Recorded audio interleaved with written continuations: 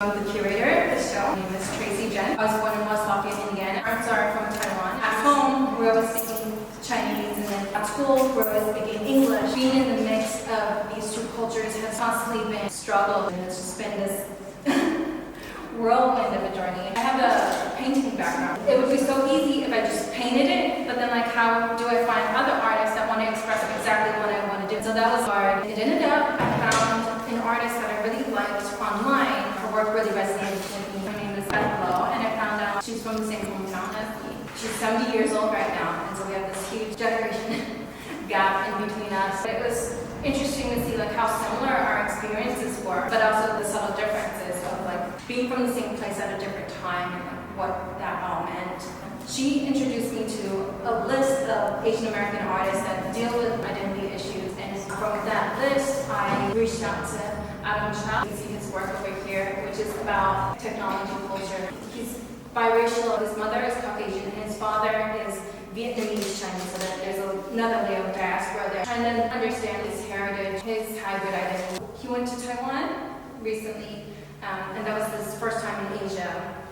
And this is an archiving method that he learned from a National Palace Museum conservator. What happened if I pair digital calligraphy with traditional calligraphy, thinking about how time affects us. This artist is called Hung-Chang Huang. The paintings you see are from Sicheng Wang. We took post-bac fine art together at MICA. They're classmates. For me, it was interesting to think about what it meant to be Chinese American versus a Chinese international student, and I've always been navigating my connection and relationships with them. So that's what the other artists. And there's two special projects that are in the space.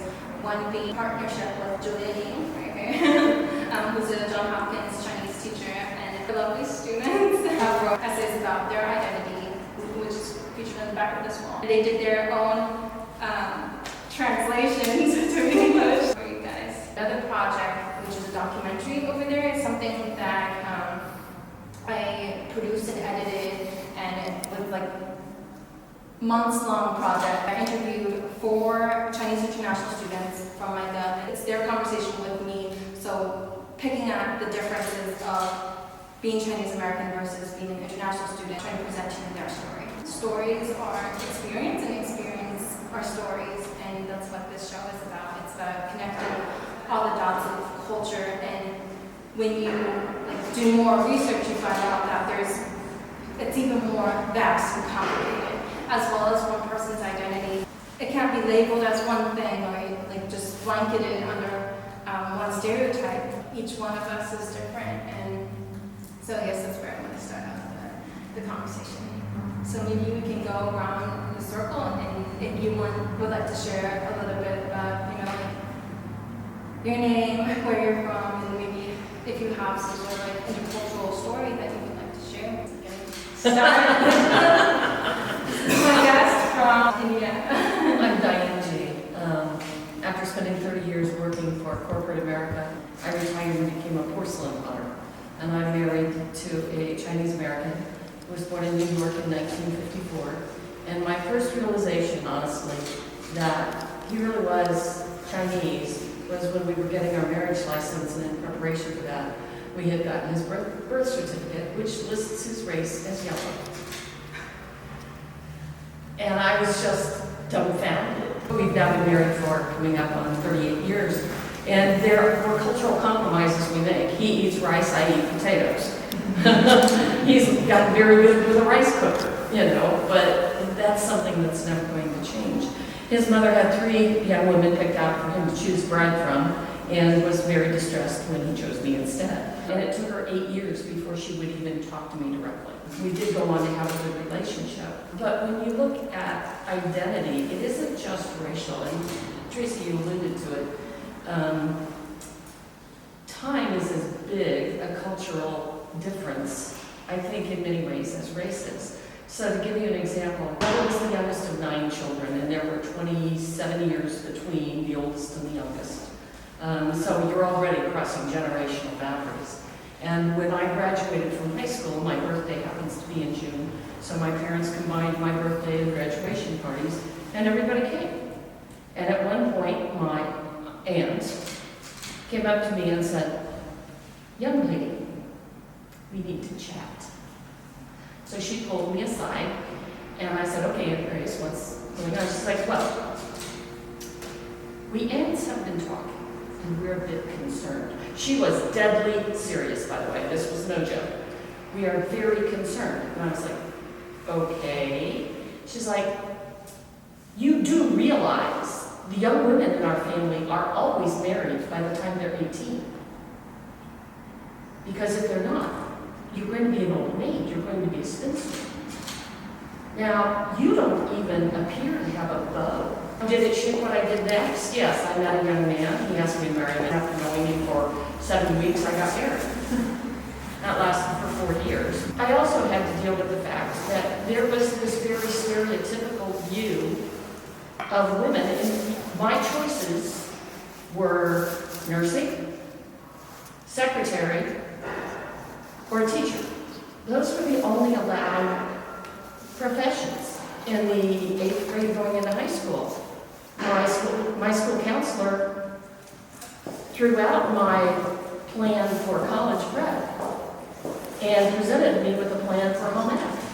Miss Louise LeHue sat across the desk and said, there is no point in wasting college time on a girl. It doesn't. She's just going to get married, have kids, and raise her children. That's what her life is going to be. It is totally unrealistic of you to take a spot from a young man who will have to provide for his family. And I am not going to sign her up for college prep. Now, as it happens, thank you God, somehow I found the words, because I was very non-confrontational at that time. I found the words to say, wait, Mom, you always said that your daughter would know how to cook, clean, manage a budget, etc., iron, wash, all those household things. By the time we were 13. She said, yes, I've always said that. And she said, I asked her, I said, so can I do them? And she's like, probably better than your sisters. She thought about that for a second. She turned to Miss Louise LeHue, pointed her finger at her and said, you sign my daughter up for whatever she wants, and I don't ever want to hear about you overruling her again. So thank you, Mother. But my mother admitted to having a schizophrenic view of me, so there was always a sense of, there's the traditional side, the expectation that you grow up, get married, and settle down, and if you don't do that, you're never a woman, you're a girl for the rest of your life. Versus, she always saw me, because I was the book-smart child of the family, as she would say, Diane, I don't know what it is you're doing, but I've always had this vision of you doing something important and scientific in a room with a white lab coat and lots of complicated machines. So, I mean, my own mother looked at me and couldn't make her mind up. Over time, as I progressed from your ages into adulthood, into motherhood, into a career, and moving on, I realized that the cultural challenge of aging is unique to itself. You go out to eat, and suddenly people are holding the doors for you. And you're sitting down for a meal, and you have a good-looking waiter, and you're kind of thinking, oh, it doesn't hurt to kind of wink at him here and there, and then you realize it's like him winking at his grandma. You know, and you're like, that's a little creepy. On my side of the eyes, I'm 30 years old. But I now am getting treated based on an appearance that I rarely see. Because I brush my hair in the morning and, you know, leave for the day and kind of forget how I look. But people react to me very much based on my appearance because of my age. And I think that's almost as strong a cultural impact as a cultural difference, because it is very based on appearance and not based on substance. And this is my dad, Casey. The artist Beth Lo, her father was a professor at Purdue University, the aeronautical engineering department, and when he retired, that's when my dad became a PhD student in the same program in the same school. Thanks for coming, for this idol show. If I look at the titles of this exhibition, Crossover, I have been working for a software company, for 31 years. And it's an international, multinational company. We have a lot of cultural barriers because it's an international company. And For 31 years, I thought, how could I, able to cross over this barrier? And recently, I found, one of the key ingredients really is art. We have to express ourselves in different forms. If we were able to combine economics and artistic view together, we really will be able to bring all the thoughts together. And thoughts can be each individual of us. Thoughts can be each domain of our expertise. Thoughts can be because of our, orientation coming from different places, how we're going to mingle all these different cultures together.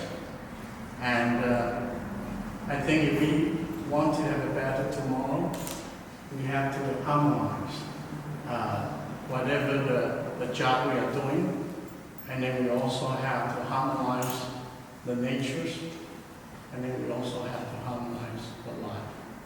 And this is the reason why I'm hoping, the show over here, and then we will be able to self-reflect ourselves every day on a daily basis.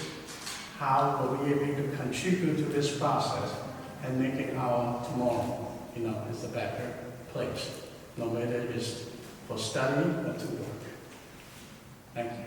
I also use my English in banking, and I'm an international student. I just graduated last year, and I lived for the U.S. for more than 2 years, and I'm still learning about race and culture. And I think when I first come here, I feel like why people talk so much about race, because back into China, I don't feel much about race because most of us are yellow. Beijing or Shanghai, maybe people see lots of different kind of people, but back into my hometown, we don't see different people. So I was really struggling when I first come to US. I was forced to study about race when we were doing exhibition about mass incarceration in the US, all about a culture in America And also the politics of America. yes, Right. and it's a big thing. It's a real deal for us as the international student to come up and show about this. I think I'm still learning it. And I would like to hear more about experience from you guys. Becky's featured in the crossover documentary, so you can hear more about her story in the video. What is your name? Sabrina. I'm a senior at Boston. I was born in Utah, so I think I was knew my family at the time were probably all the Asian families in our town. I kind of grew up without any understanding of what race was, just because everyone around me was the same, and I didn't really feel I was different, which is very lucky. But then I moved to California when I was in middle school, and then there's a lot of people like me in Southern California who are Asian Americans, and they all have similar cultures to me, I think. They speak Chinese at home, they have parents that are from China or Taiwan, but they live very American lives. Now that I'm in college, I think that there's a very broad range of what the Asian American is, much more so than when I was in high school when I was growing up. My name is Jackie. I knew Tracey through Tiffany. We went to the same high school together in Indiana. I'm currently living in the Maryland, D.C. area. My dad was born in Chicago, but his whole family was Ukrainian. They only spoke Ukrainian. It was an adjustment, but he had a really hard time even just learning English. And then now seeing him, he barely remembers any Ukrainian. I do remember some stories about how, from my mom, that his mom kind of gave her a hard time when they were getting married since she wasn't of similar origin. Even through all that, I see how my grandma is now towards the whole family, and I see how much they've grown from the time we've been together and just grew up as a family. Me and my sister. So, we grew up in West Lafayette. Our high school was probably, like, the entire Lafayette area of Indiana is pretty white. There are some of the Lafayette schools where, until college, the people in there probably have only seen one Chinese person. But our high school was lucky enough that half of the people were Asian. We look Or at like immigrant children. Yeah, like a Very diverse. parents were professors. So the group of friends that I grew up with, like in high school, were very mixed. And we never even thought about race or religion. I think all of us are slightly different race, definitely different religion. But like we all got along. One of the things we always talk about is religion, but we always talk about like on the bottom line, a lot of the religions stem from the same things. And we tend to, that's what we talked about, and we rarely got into any disagreements. We did once with another friend. About abortion. But apart from that, we rarely got into any disagreements because we just got along. We didn't really see, I guess, the skin difference and all those things. We just all felt like we were the same people because we had similar interests and we talked about everything. Didn't really notice anything different apart from like my parents saying like, oh, you must work hard, you have to, do all the schooling because you're going to fight with all the white people. You have to do like so much better to be able to be on the same level. And like we grew up hearing that, but personally, I never felt too different until like college. I realized that like all of my friends, we have a certain culture with us. Like we weren't completely white, we weren't completely Asian. We were just like us. And then once in college, I dated two people. One was very white from like middle nowhere, Indiana, and one was he's not an international student, but he grew up in China and came over. So they were on the two extreme ends, and I realized that like it was too different from me. Like I have to find someone in the middle, and it was really hard to do that in Indiana because there were always the extremes. And I met my husband, who is British, lived in Japan for 8 months or so he understands that kind of cultural stuff, and he's traveled around Europe and stuff like that, and he's open to different cultures and seeing things a different way. The first time I met him in LA at a conference, I didn't think like I would marry him or anything like that, but the very first time like we talked and actually had a conversation, it was like my scale of where I see men just got risen because it was possible to have someone who was kind of similar to me, kind of have a similar outlook, and like I can't like lower the bar anymore because someone like that exists. Realizing I'm like stuck between kind of two worlds, and kind of have to make room for myself and be okay with just whatever I decide is, my identity. Like I couldn't be one or the other, so I didn't make my own. On the whole now, I'm comfortable with this is just me. I'm not fully American, like lightweight American, not fully Asian. I don't know if I say anybody. But I'm just somewhere like stuck in there. That's how I felt it. Can I ask you a question? Yeah. Are you two races? No. What I'm saying, but we're Taiwanese, but we were born in the U.S. So okay. So you're talking two different countries and not two different... Yeah, not two different races, like both our parents are from Taiwan, but the nationalities. Yeah. I find this really, I'm waiting for my turn, but I find that really interesting that you're battling with that part when you are one. Yeah, one race. Yeah. But yeah, like I may have four inside of me, and I'm not battling with any of it because I'm a person, and I do see color. I enjoy that. That's the reason why I'm here. Yeah. When you're kind of with the outside world now, people kind of categorizations and stuff. Right. And like I never felt like I really belonged in either of the categories. Like I have a little bit, like I enjoy like the Asian culture stuff, but I'm not fully Asian. There's like a whole list of things that Right, like if we go to Asia, we're just labeled as American.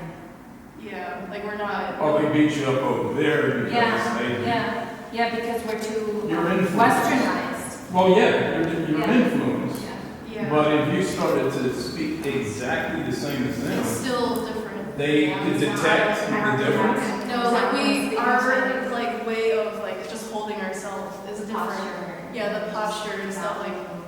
Yeah, you can. Well, I'll throw this at you. Africa, okay, and I consider myself American straight up, but I consider myself black. That's what I call myself, but I have African descendants, and there's probably other races inside of me. But if I go over there, they would perceive me as something different. They would perceive me as American, not full-blooded African.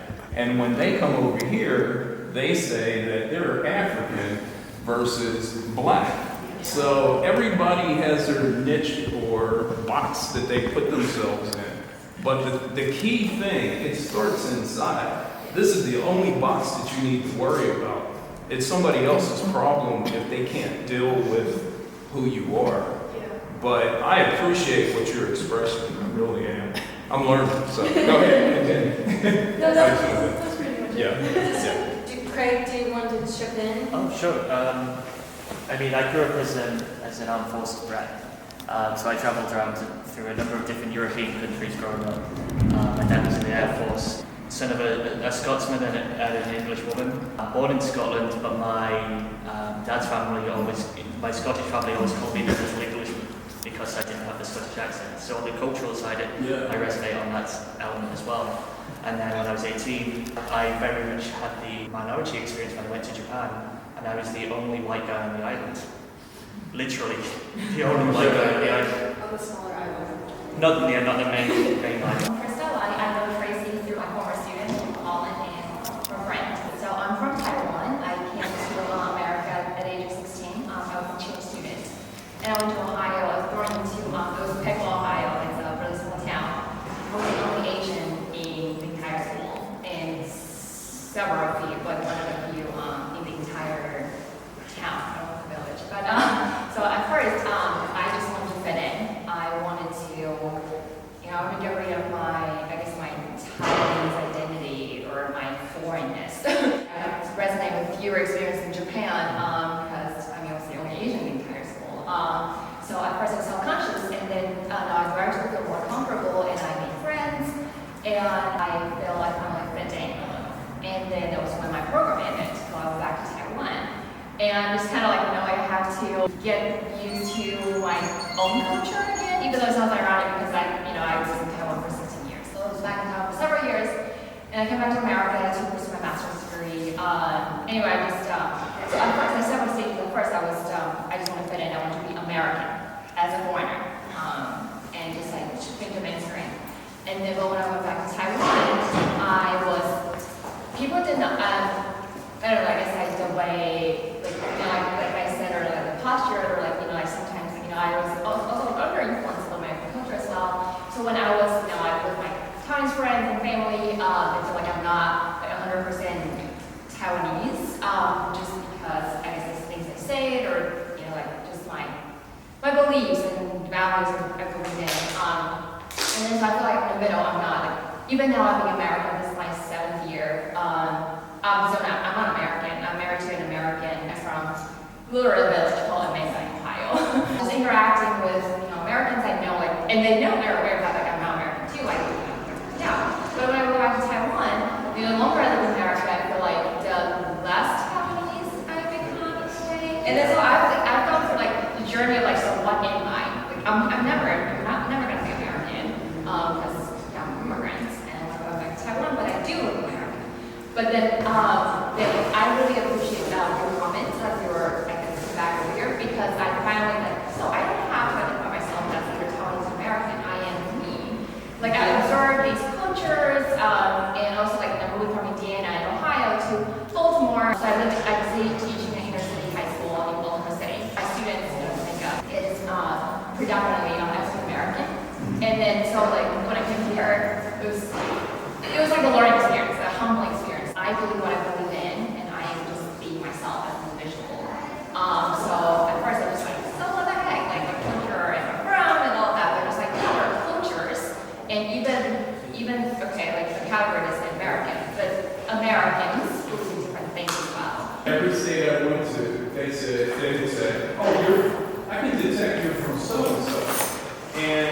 there's always a barrier, and then you don't feel like you're alone. So if you never get, that's the reason why I go back to myself, and I just go, okay, I'm happy with it, but I realize that I don't fit in certain areas, but hopefully they let me fit in as a person. I think it's a myth that we ever fit in. I did 5 schools in 3 years, between 5th grade and 8th grade.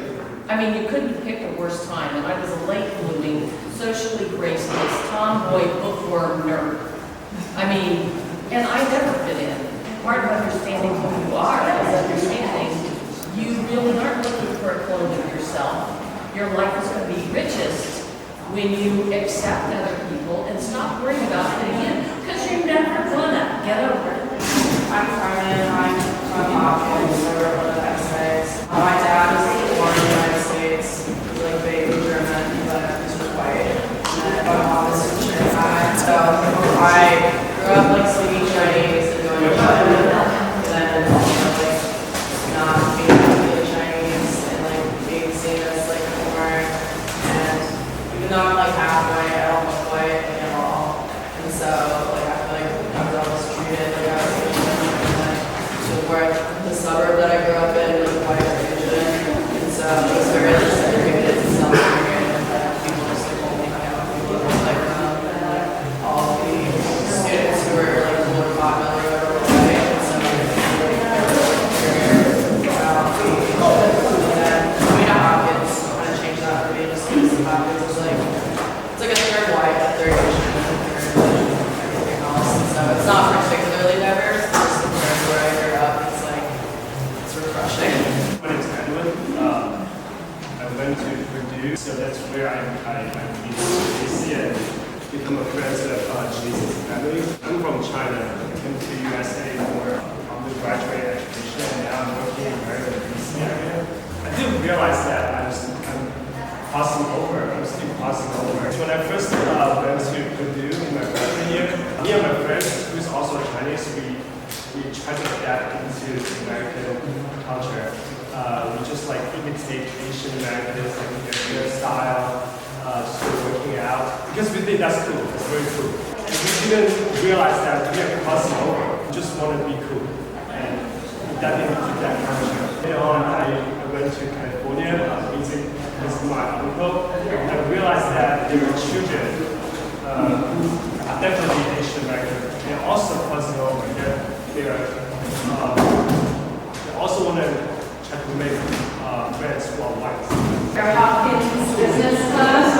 Oh yeah, it's very funny. I went to Curatorial business school, and in my class, roughly 97% of students are Chinese, and they are all international students. And it's like faculty members, they're American, but the classroom, the whole culture. So it's like a reverse culture shock when I deal with my Hopkins students. I was up here. I did the China all the time, but I grew up there. It's like time. So yeah, I consider myself American. It seems like not only know that there's a different perspective, but like there's that possibility. My name is Tracey Jen. I'm also a student at Hopkins. I suppose this gallery is really a testament to the ongoing pursuit on identity politics. Personally, for me, I'm from New York. I went to school in the city. I grew up in Queens. I believe Queens is statistically the most diverse city in America. I'm the son of 2 minorities. I'm not Chinese, but as far as my identity goes, I never really saw the minority part of me as something to emphasize as a strong part of me as an American, or something to especially define myself for. I feel like a lot of times right now, there's a lot of group mentality going on. It can be uplifting for certain groups, but at the same time, I believe it can sometimes damage cross-cultural conversations. Similar to the Japanese story, I had the opportunity to live in China for 9 months. I was surprised while there that I started to question my identity as far as coming from an American background.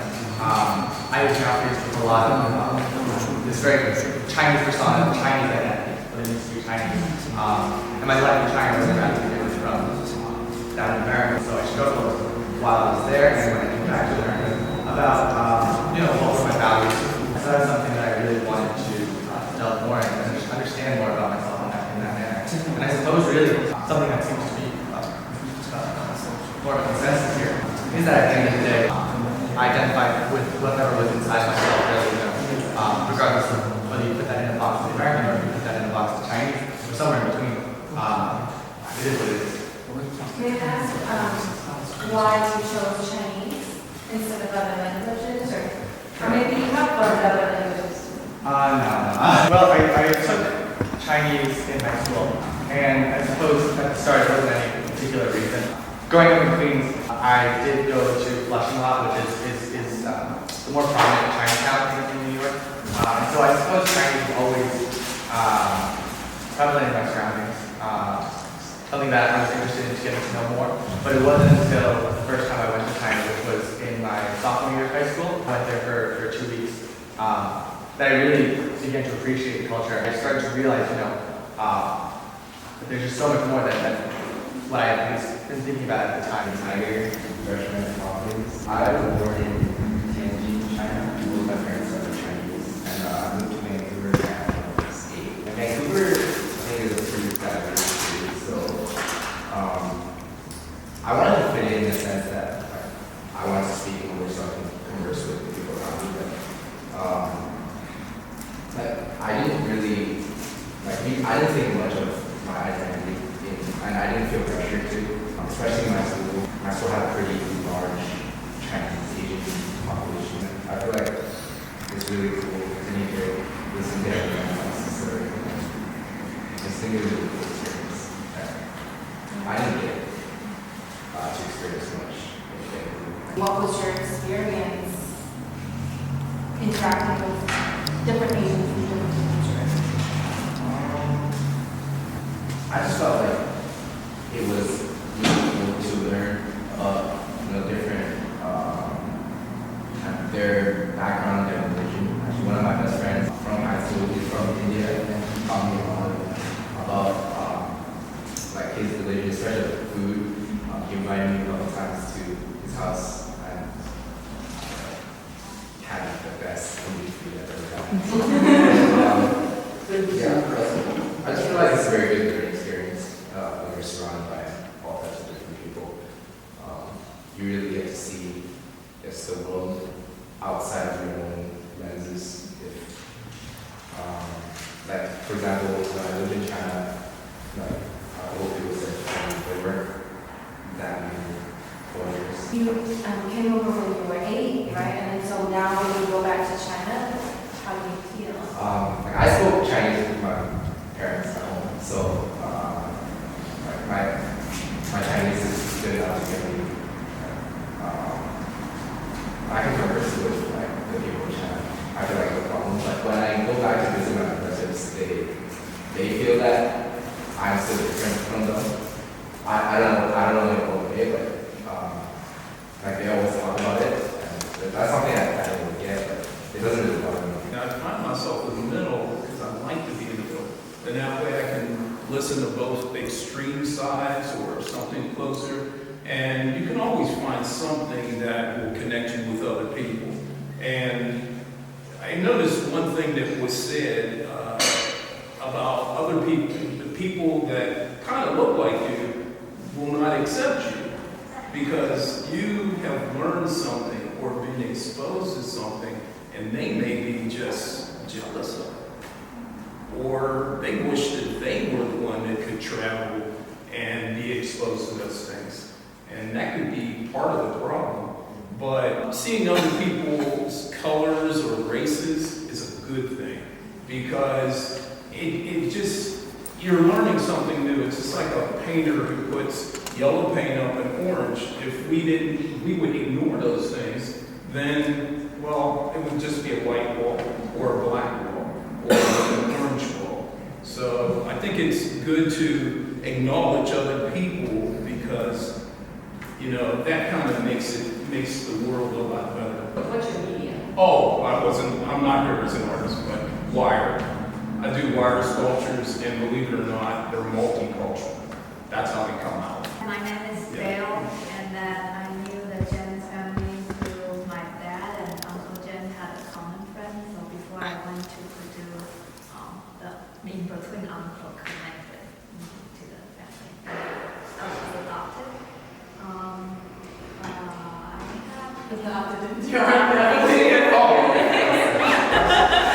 I was actually born in the U.S. and then my family moved back to Taiwan when I was 5.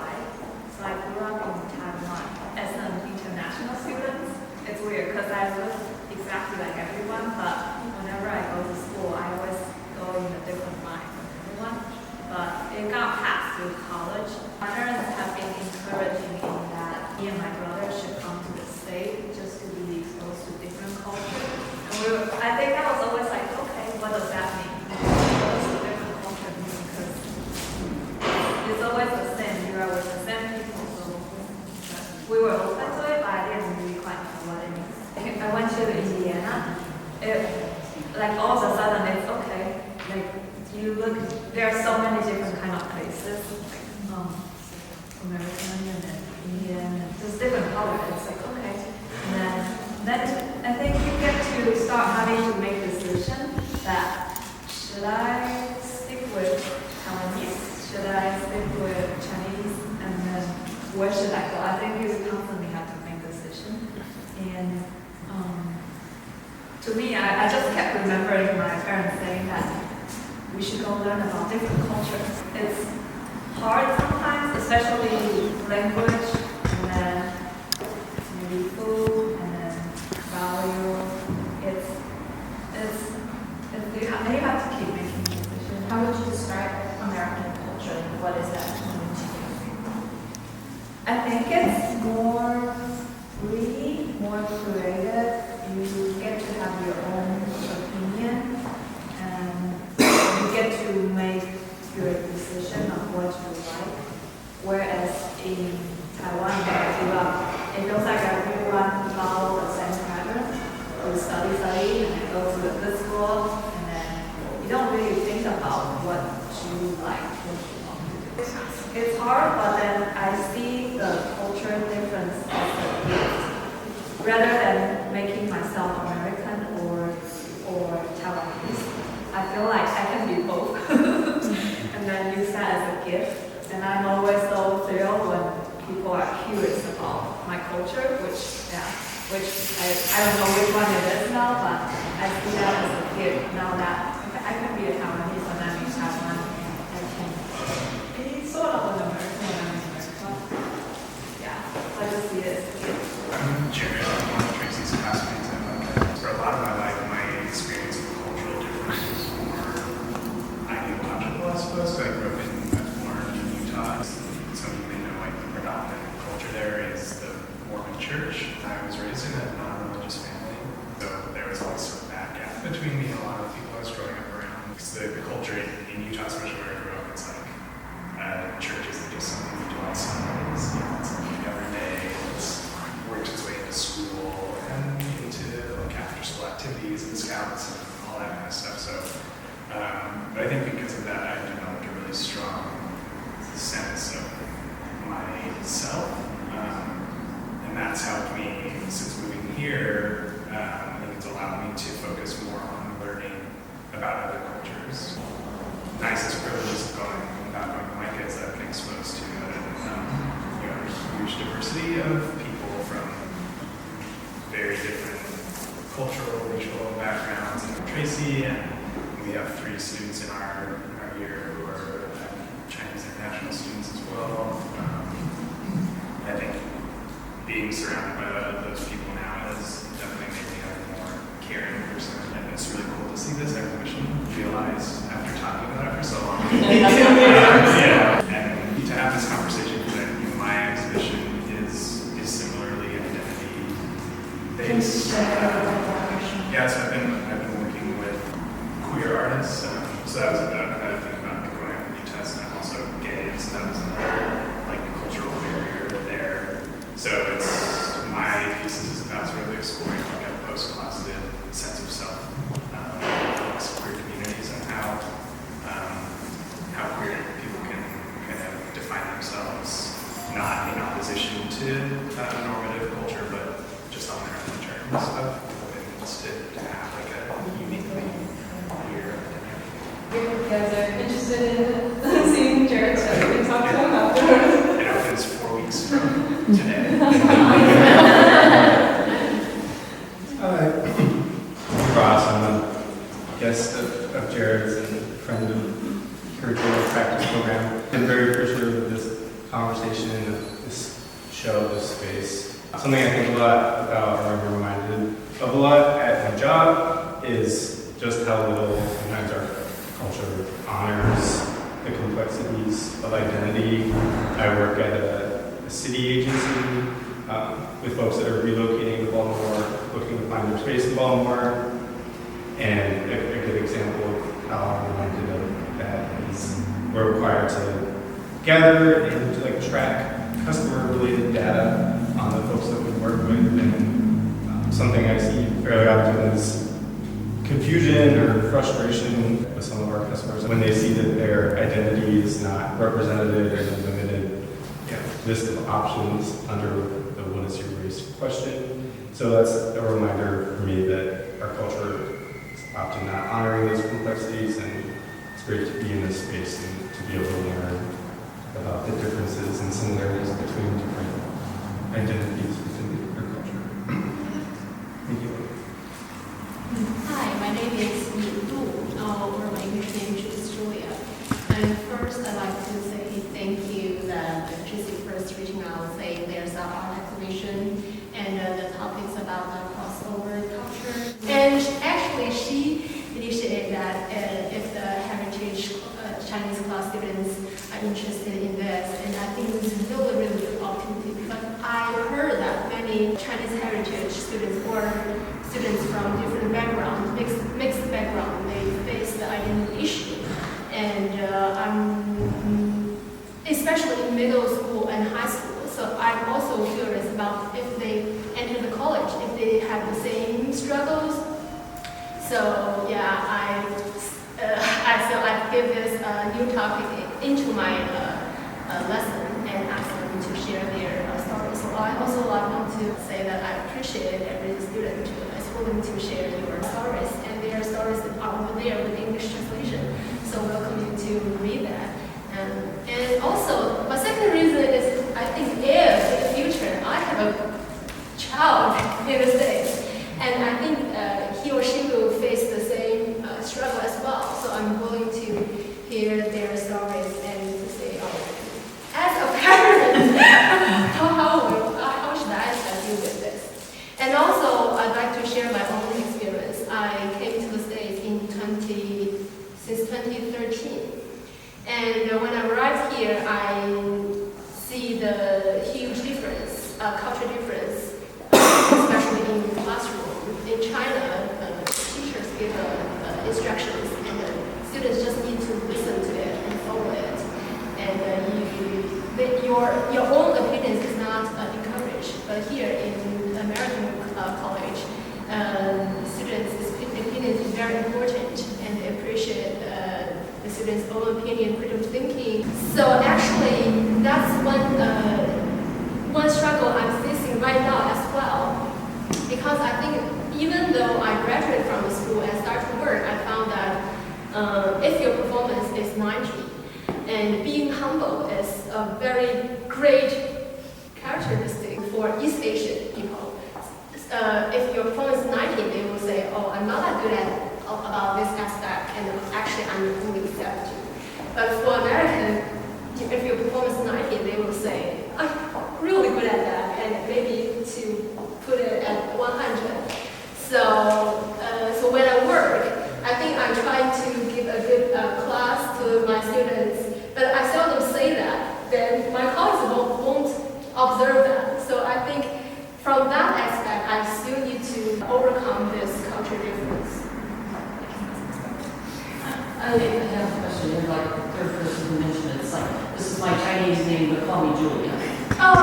The whole name selection thing makes me very curious about what that does to you and how you come to that.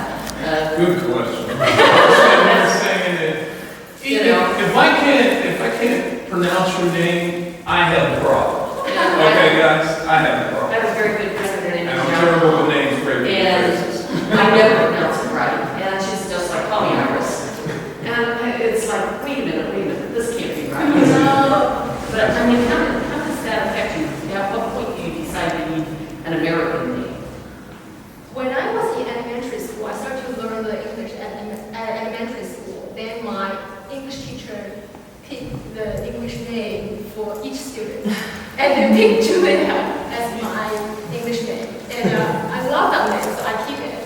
But I also heard that when some Chinese students came here, but some Chinese pronunciation is very hard to pronounce it. And they think maybe having an English name is better for the people that pronounce. Yeah. Well, I can add to that because some Chinese name, the way the Chinese pinyin is spelled, when the Americans pronounce it, it's totally different.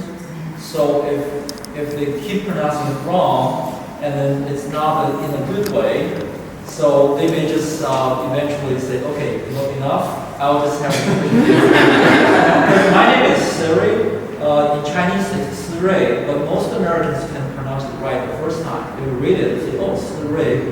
Siri? Oh, so I never had it. And I've also heard people who pick one, they use one English name in America, and then they go study abroad in Europe afterwards, and then they change their name. They change their name. It's almost like you get a chance to reinvent yourself. Yes. so I'm a husband of You. Yeah, it's almost because it's different, you do. It's called, what is it? I came to the US in 2008, so it's been a while, and I think I have my own understanding over the years. So at first I came to the US, everything was new to me, I'm so excited, and I made some American friends. I eat like in the American school dining court, and a lot of food. But over time, I come to see the difference, between each group, and then it seems to me that there is a race problem. Like, say in Indiana, you drive around different towns. Like this town will be mostly African Americans, this town will be mostly white, and this town has more Asians. Each ethnic group, they kind of have their own culture. It came to me that I can never be fully American. Like, I can try, but then there's one problem is the race, and the other problem is where you grow up. Because I grew up in China, the things you cannot change. You just be who you are. And because I've been in the US for a long time, I haven't watched Chinese TV for a long time. So, like, for the new Chinese students arriving here, they'll be talking about the new TV shows, the new stars on TV, and I don't know about them. So there is also a cultural barrier there. So to me, the problem is first you have a certain race that you cannot change. So the reason I can understand how, like, as a Chinese descendant, if you grow up in America, you can have some identity issues because you are Chinese, and American people see you as Chinese, and then there are a lot of stereotypes about, oh, okay, so Chinese people do this, Chinese people do that, and there's also the media about, the Hollywood, the perception of the stereotypes of a certain group. Asian people tend to be like this or like that. They're good at math, computers. They're not good at, certain other things. So, and then eventually I decided that I don't want to be more American. I come from the northeastern part of China. So if I learn to cook, I want to learn more about my hometown cooking than the American cooking. I found my own identity is still where I'm from. And people respect that.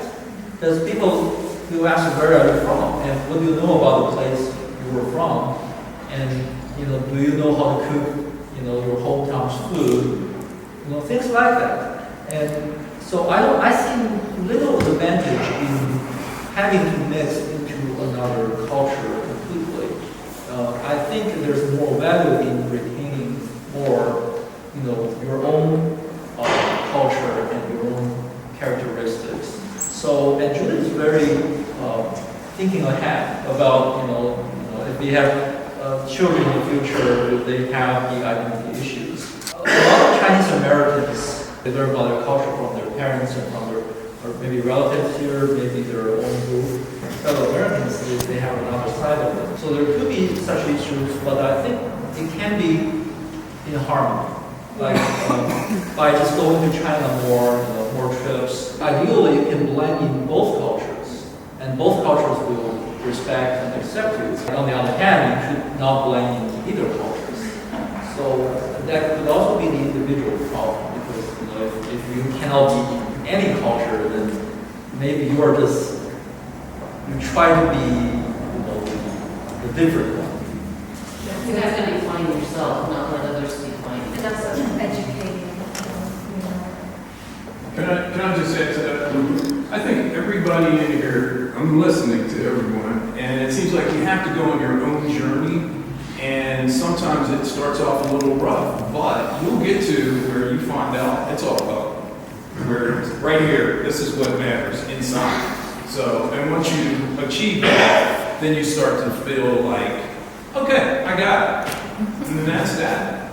Because that's where it starts. But you have to go on the journey. Some people, this gentleman right here, your journey, it seemed like you lined it up, you figured it out real quick, okay? Everybody does their own thing, I'll do my own thing, this is who I am. I'm gonna blend in with them and work together because I'm here, but I still know who I am. We all have a story. So I'm Rhonda Dallas, and I'm a classmate also of Tracy's fabulous. And so I identify myself as a woman of African descent. And so even though I was born in America, I take such pride and strength because we have such a rich and glorious ancestry from African traditions. And so both of my parents are from the U.S. And I'm from New York also. This is my homeboy.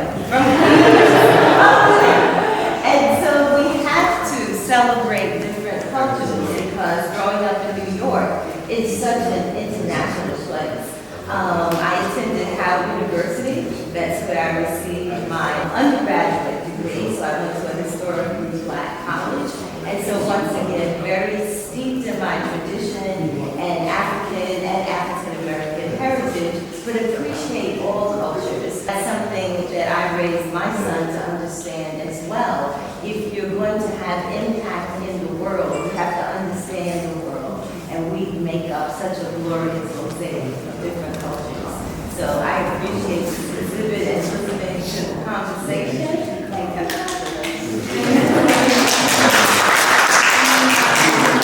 I also want to, introduce you to very important people who have been such a big part of this exhibit.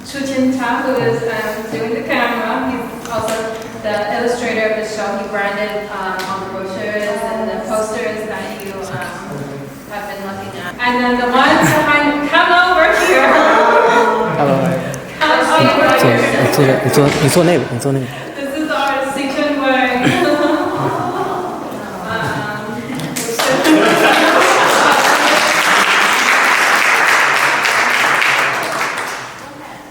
And since we are over here,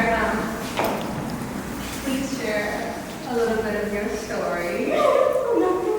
Okay, and I Tracy when we was in the postbac program, it's like at that time we tried to figure out can be an artist or something like that. I don't know, and also I think afterwards talk about my struggle. But I think like even though I'm here and I learn painting, like oil painting, or I learn a lot like I get a lot of value from Western or like American, but the way I express my art is still like a Chinese or Asian way, landscape or visual things to represent the inner side of myself. It's like I show my worry or hesitation without like telling it really directly. Like you can see that basically several self-portraits, and it's all about like the reason I'm here about 3 years. Baltimore is a really complicated place, and I have to find a way to make this place like home. The sunset and myself and looking at outside can help me to love this place. at the same time showing the worry and the hesitation of being doubt and there are a lot of things. And there are a lot of cultures and combining a lot of cultures. And I'm so confused. So I think being artist is questioning a lot of things. I don't know what's the answer, but I can only show my reaction about the reality and about this place. And I'm so glad that Tracey invited me to be this show. It's thank you so much. And we can take a few questions if you have any questions for Sicheng. Where did you come from? Oh, I come from China. It's Wuhan. Telling a funny story. Our program is doing the new applicants for the sign-up program. And I don't need to look at their name or the statements, but just through the way they're making artworks, I know where they come from and what kind of education they get. Because they, I don't know, it's if you at some place and the way people think and the way how they educate the kids is the same way. So that's the things make you like you, and that's really obvious. But I don't want to make people to use a category, but that's the truth. There's no such thing as either or just a style. Very much influenced by our surroundings, our education, Yeah. our family, our friends, all these things have a big impact on us. Yeah, the first time I met Tracey, I know she probably showed up here. It's not in China, it's the way we, I don't know, the posture, the behavior, and the way the accent, and about how to use English, and there are a lot of things is different. But I think it's interesting that and I can start to look at people and ask have a very understanding about how long these people